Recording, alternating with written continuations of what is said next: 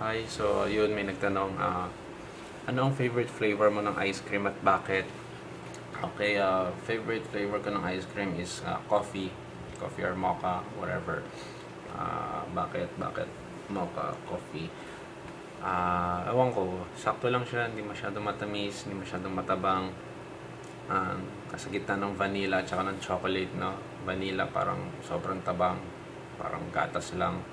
Chocolate naman minsan sobrang tamis, nakakaumay. Mocha, sakto lang, sakto lang. Tsaka kasi dati, nung hindi pa ako uminom ng kape, kasi bata pa ako and gusto ko makatikim, ano ba lasa ng coffee. Yun ang in-order kong flavor ng ice cream coffee para kahit papaano um, matikman ko kung ano yung coffee. So parang that's the closest thing I can have with regards to coffee. So yun ang paborito kong flavor ng ice cream. Tsaka mocha, sarap. Sarap si mocha eh.